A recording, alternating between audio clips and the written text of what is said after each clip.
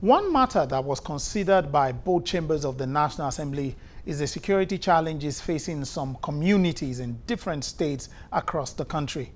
What were the issues raised and the resolutions reached? Let's take you to the next report.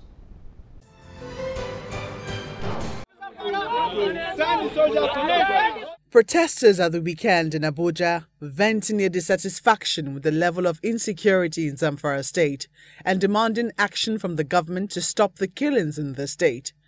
Zamfara has been a hotbed of killings and deteriorating insecurity, leaving many victims, most of them fleeing their communities for safety.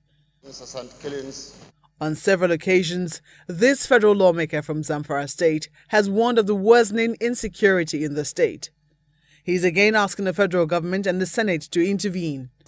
Urge the National Assembly to make a provision of a modest sum of 10 billion naira in the 2019 appropriation as intervention fund to cater for the IDPs and other persons affected by the activities of these armed bandits in Zamfara state. The Senate President and Deputy Senate President want stronger measures to address the security crisis in Zamfara state.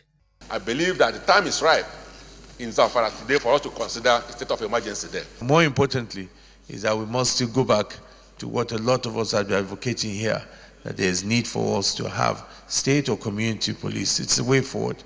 Otherwise, we'll continue to run into this problem. Other lawmakers suggest possible solutions to this problem.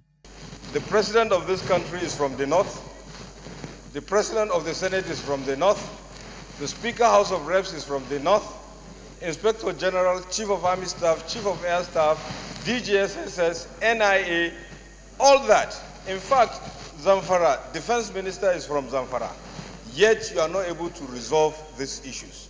I dare to tell this nation today that this is the problem. This constitution can never give us progress. This constitution can never give us peace. On April 7, the federal government announced the suspension of all mining activities in Zamfara state as it launched an operation to flush out bandits attacking residents of the state. Honorable House, to declare in the House of Representatives, this lawmaker has raised the issue of insecurity as a matter of urgent public importance. The House is disturbed by the resurgence of attacks by killer headsmen and alleged bandits in communities in Benue, Kaduna, Zamfara, and other states of the Federation from January 2019 till date, which has resulted in the loss of thousands of innocent lives and the displacement of thousands of Nigerians who have fled their homes and means of livelihood for fear of losing their lives.